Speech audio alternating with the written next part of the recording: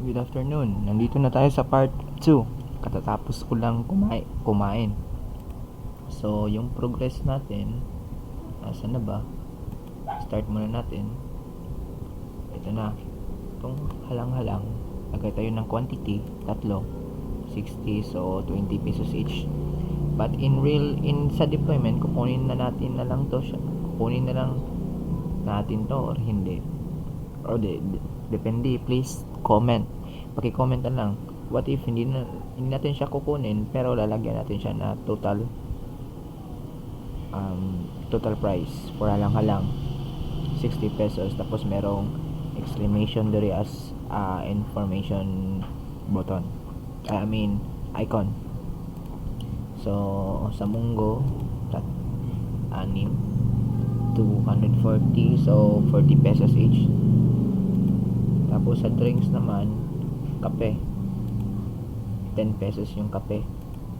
So total natin, so yung total is 310 with 37.2 tax kasi 12%. Tapos yung babayaran niya lahat is 347.2. Daming kain naman to. 307 sa akin, 20 pesos. 30, okay na. So, ang lalagyan na lang natin dito is itong calculator. Meron na function doon, nalagyan ko na to kanina. Wala na lang operation, tapos yung function agad. Tapos itong print, para ma-print niya lahat ng order mo. Tapos itong data grid view is once you click total, automatic yun masisave dito sa data grid view natin. Itong clear, wala pa tong function. Supposedly pag clear mo to, back to empty to dito, pati dito. Sige, pagpatuloy natin itong calculator. So ito, pag click mo to is num1 equal to int.parse txt calculator total .text. Ano yung mangyayari? So kung magtatanong kayo kung saan tong num1 na to, nag-declare na ako ng double num1 as a global sa taas ito, at num2. Ang num2 is for the second yan. Tingnan nyo na lang. Tapos pag click nya is text calculator.text will be empty. So for example, sara natin to, click add 123. Pag nag-add ka, mawawala. Tapos lagay mo dito yung i-add mo, tapos equals, di ba? Dali lang.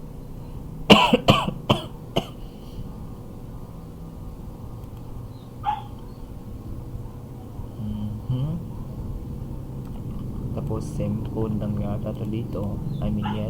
Same code.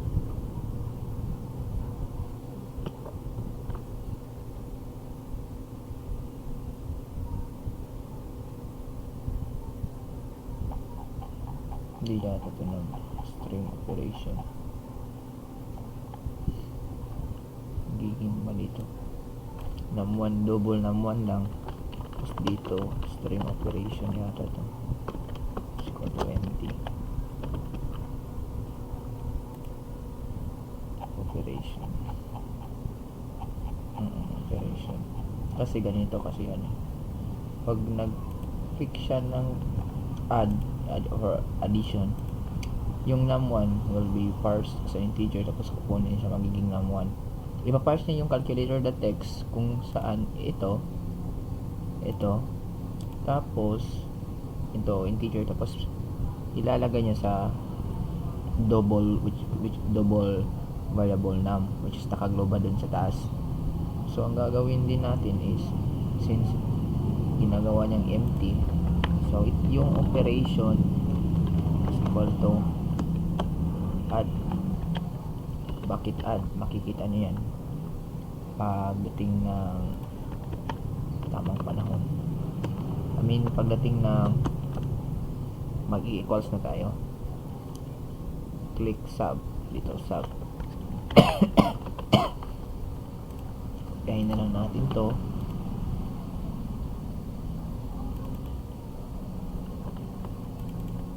div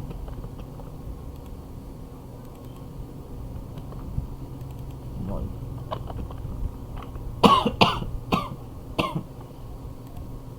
Ito. So, dito sa equals will be if operation is equal to add, else if operation is equal to sub. Diba? Nakita nyo yun? Diba? It makes sense pag sa dulo na. Nag-declare ako ng global variable operation is equal to null as a string. Tapos, pag nag-click siya ng add, so, masiset yung operation into add. Click siya ng divide or subtract, masiset siya into something, ano yung operation na na-click natin. Operation is equal to div, then else if operation is equal to mod. Ito. So, kung addition siya,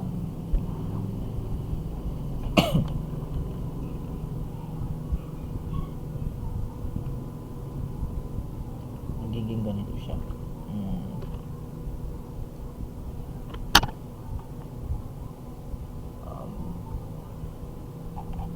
Kailangan din natin tawagin si i-declare si double ng 2 is equal to 0. Bakit? Kasi pag hindi natin nilagyan ng global double variable, so pabalik-balik dito yung maging ano natin, double is equal to num2 tapos tawag ito is equal to ganun, text txt calculator total. So merong redundancy of code kaysa ganito lang ganito lang yung code natin. Num2 is equal to n symbol yata to parse txt text ano lang. So nag-declare tayo ng double, so bakit naging int to? May mali nga ako sa code tingnan nyo. So possibly double to kasi ang num1 is naka-declare as global variable, tapos yung data type niya is global. My bad, hindi ganun talaga wala namang perfectong programa, diba? Double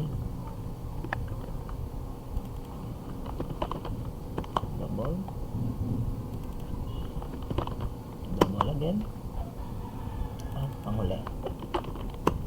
Okay, double. Tapos since num2 is equal to double, so ang mangyayari since this is addition will be text calculator.text is equal to num1 plus num2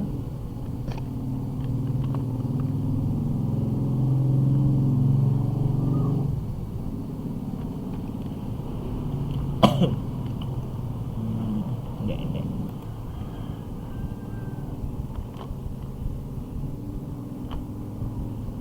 Ano ba mas mabuti dito? Mag-declare na naman tayo ng or hindi na. Global sum 1 plus 1 2. Ito na lang, mas madali ito. Sum of very best to string. Okay, test natin for addition. Load lang ng load. 500 plus 800, this will be 1,300. Tama naman. So ang problema natin ngayon, nagdi-declare ako ng double tapos wala tayong point dito, di ba? Kita nyo naman walang point. Maglalagay tayo ng isang point, kaya dito natin ilalagay yung point. Ganun talaga eh.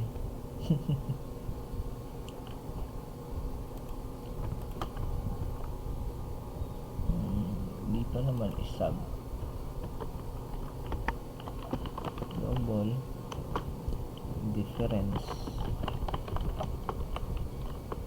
num1 minus num2 calculate text auto difference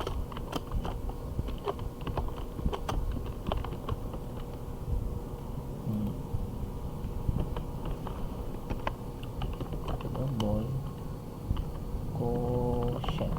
Ito yata ang spelling niya. Tama ba? Num1 divided by num2. So text calculator dot text is equal to quotient dot first rate. Pero kailangan pa natin maglagay ng trappings ito. Like for example, sasadyain niyang maglagay ng 20 divided by 40, or pwede yun kasi pwede something, what if 0 divided by 2, ganun, diba, undefined yun, or 0 divided by 0, diba, undetermined yun. Pero kailangan talaga natin lagyan ng ganong trappings, pero sa huli na yan, kasi for the sake of calculator, let's just assume na yung ilalagay niya lahat ay tama nung walang mga like undefined at undetermined na na sagot.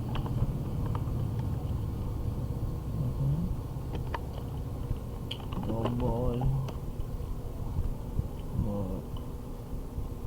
product.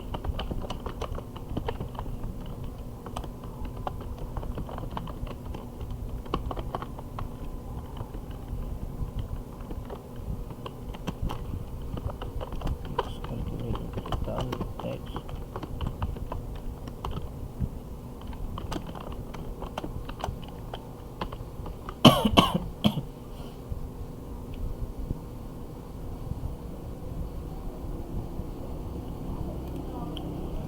dito maglalagay tayo ng point.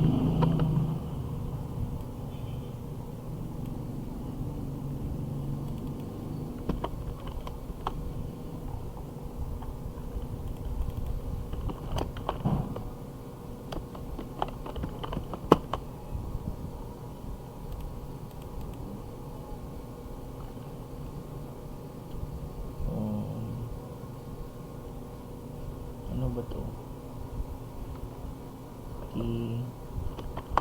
Ano ba to? Point kasi.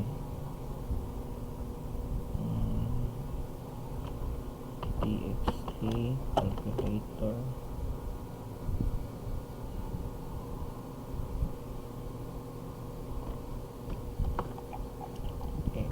Iniisip pa kasi point eh.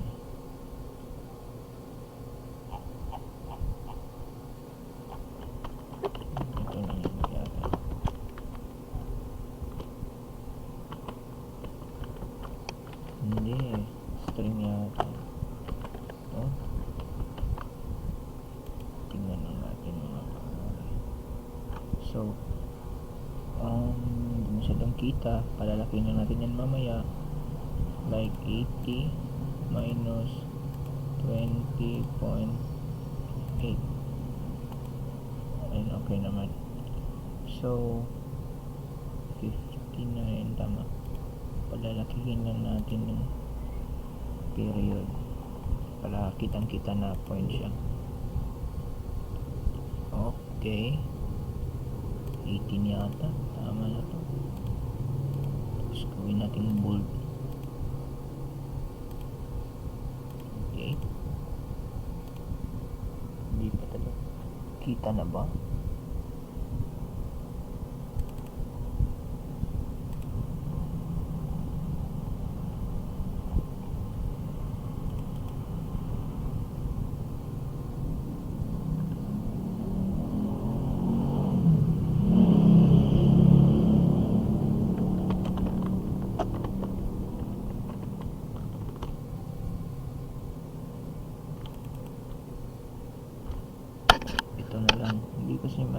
kita yung point eh.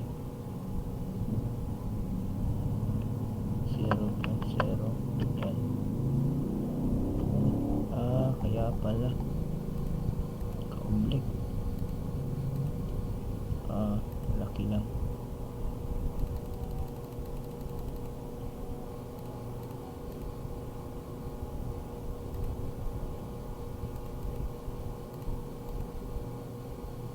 Ayan, point na yata yan. 0. Ano yan?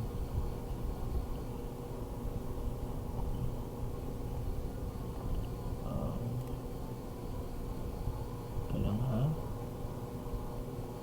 So, okay na ba yan? Or ganito na lang? Hindi kasi kita masyado eh. Ayan. Dinamihan ko na. Kasi ang gamit kasi ng calculator na yan is for example ito. Halang-halang meron nag-order ng ito. Albacoa pat. Tapos may na-drinks na Sprite. Total natin. Ayan. Tapos meron nagbayad ng 500. Tapos minus 481.6. So ano yung sagot? So yung sagot will be 18.4. Ayan, tama. So once you click total, masisave na yan dito sa data grid natin. Tapos yung clear pa nga, tama, hindi pa natin nalagyan. So tatapusin ko muna yung video, yung clear. Alam niyo yun kung paano i-clear natin lahat tong mga text box na to, pati na back to disable to lahat nandito.